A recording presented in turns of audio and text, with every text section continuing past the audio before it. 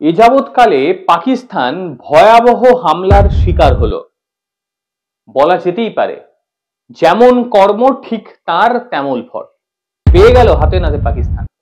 পাকিস্তানের বেলুচিস্তানের তুরবাত অঞ্চল, আর সেখানে ভয়াবহ বিস্ফোরণ ঘটেছে এবং সেই বিস্ফোরণে একটি সেনা বহনকারীর বাস ছিল টার্গেট। এখনো পর্যন্ত অবশ্য নাম জানা যায়নি কারা এই ধরনের বিস্ফোরণের সঙ্গে জড়িয়ে রয়েছে। তবে বিস্ফোরণ যেভাবে ঘটানো হয়েছে তা দেখে রীতিমতো পাক সেনা আঁতকে উঠেছে। আপনারা প্রত্যেকেই জানেন যে পাকিস্তানের সঙ্গে বর্তমান সময় আফগানিস্তানের ঠিক কি পরিস্থিতি। আফগান সেনারা রীতিমতো দৌড় করিয়ে মারছে পাকিস্তানি সেনাদের, আর এই পরিস্থিতিতে তেহরিকি টিটিপি, তেহরিকি তালিবান পাকিস্তান, তারাও পাকিস্তানের মধ্যে থেকে সেনাবাহিনীর বিরুদ্ধে বিরুদ্ধাচরণ করছে। শুধুমাত্র এই টিটিপি বা তালিবান এদের কথা নয়, গোটা পাকিস্তান জুড়ে এখন সন্ত্রাসবাদী সংগঠনের সংখ্যা হাতে গুনে শেষ করা যাবে না। মানে পাকিস্তান পার্শ্ববর্তী দেশকে তো শত্রু বানিয়েছে, তার সঙ্গে নিজের দেশেও তারা শত্রু তৈরি করতে ভুলে যায়নি। বলে না, পরের ক্ষতি করতে গেলে নিজের ক্ষতিটাও হয়। তবে এত বড় ক্ষতি হবে এটা কিন্তু পাকিস্তান ভাবতে পারেনি। একেবারে রিমোট কন্ট্রোল ব্যবহার করে আক্রমণ শানানো হয়েছে।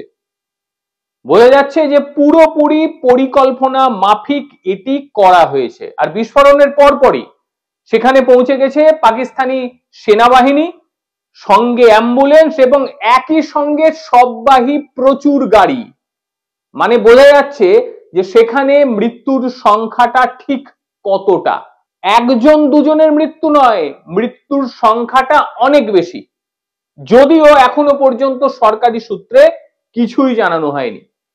আর যারা আহতরা ছিলেন তাদের প্রত্যেককে স্থানীয় যে নিকটবর্তী হাসপাতাল সেখানে ভর্তি করা হয়েছে। মৃতের সংখ্যা ঠিক কত সেটা নিয়ে ইতিমধ্যেই দড়ি টানাটানি শুরু হয়ে গিয়েছে। পাকিস্তানি মিডিয়ারা ঠিক নিজের মতন করে কমিয়ে বলছে। এটাই হয় অ্যাকচুয়ালি, নিজের দেশে কেউ যদি হামলার শিকার হয় তাহলে এই ধরনের ঘটনাই ঘটে। এবং এতটা পরিকল্পিত হামলা হয়েছিল যে ঊর্ধ্বস্থল থেকে যে ধ্বংসাবশেষ পাওয়া গিয়েছে সেই ধ্বংসাবশেষ শুধু ছাই। মানে এমন ভাবে সেখানে আক্রমণ শানানো হয়েছিল। কিন্তু এই বিস্ফোরণের পেছনে কারা সেটা পাকিস্তান সেনাবাহিনী এখনো পর্যন্ত জানাতে পারেনি, বা কোন গোষ্ঠী রয়েছে সেই গোষ্ঠীর নামও এখনো পর্যন্ত প্রকাশ্যে আসেনি। তবে যে জায়গাকার এই ঘটনা বেলুচিস্তান, সেই বেলুচিস্তান অংশে একাধিক সম্প্রদায় রয়েছে যারা বছরের পর বছর ধরে পাকিস্তানির সঙ্গে মানে পাকিস্তানি সেনার সঙ্গে তারা যুদ্ধ করে আসছে। বিভিন্ন বিচ্ছিন্নতাবাদী সংগঠন, তাদের বিভিন্ন জঙ্গি কার্যকলাপও রয়েছে সেই বালুচে, তাদের মধ্যেই কেউ ঘটিয়ে দিতে পারে। অথবা অনেকেই মনে করছেন যে এই সমস্ত বিচ্ছিন্নতাবাদী সংগঠন একেবারে তালেবানের সঙ্গে হাত মিলিয়ে এই ধরনের ঘটনা ঘটেছে।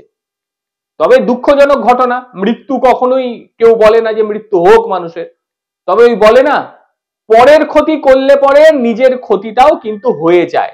এই ক্ষেত্রে ঠিক সেটাই হয়েছে। এবং পাকিস্তানের তরফ থেকে বলা হচ্ছে যে যারা এই ঘটনায় যুক্ত তাদের বিরুদ্ধে কঠোর ব্যবস্থা নেওয়া হবে। আর কবে?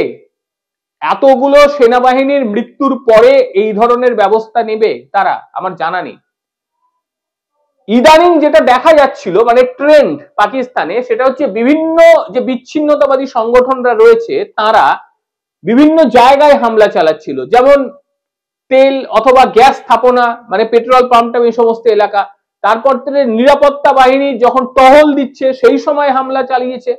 কিন্তু এত বড় হামলা এটা কিন্তু এর আগে কোনো দিনও হয়নি। মনে পড়ে ভারতের পুলওয়ামার ঘটনা? পুলওয়ামায় কিভাবে আমাদের সেনাবাহিনীর উপরে আক্রমণ শানিয়েছিল পাকিস্তান, আবার সেটা পাকিস্তানি সংসদ ভবনে দাঁড়িয়ে এক সংসদ দৃপ্ত কণ্ঠে বলেছিল আমরা ভারতের সেনাদের মেরে দিয়েছি। ভাবুন,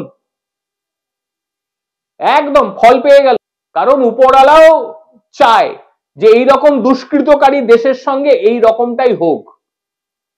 হাতে নাতে ফল পেয়ে গিয়েছে।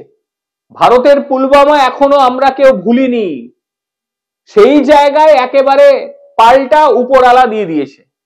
এত সন্ত্রাসবাদী পুষলে পরে, এত সন্ত্রাসবাদী তৈরি করলে পরে এমনটা তো স্বাভাবিক ব্যাপার, এমনটাই হবে। মানে কে ঘটিয়েছে এই ঘটনা এখনো বুঝে উঠতে পারছেন না, এত বিচ্ছিন্নতাবাদী তৈরি হয়ে গিয়েছে সেই দেশে। তার সঙ্গে বর্তমানে আফগান ভয় তো রয়েছে।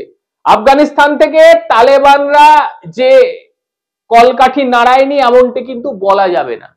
কারণ বিস্ফোরণের যা গতি প্রকৃতি, বিস্ফোরণের যা চরিত্র, তাতে তো একেবারে স্পষ্ট যে এই বিষয়টির পেছনে সন্ত্রাসবাদীদের হাত থাকার সম্ভাবনা সর্বাধিক। একটা কথাই বলার, যেমন কর্ম ঠিক তেমন ফল। তবে মানুষের মৃত্যু কখনোই প্রত্যাশিত নয়। আমরা কখনোই চাই না যে মানুষের মৃত্যু হোক।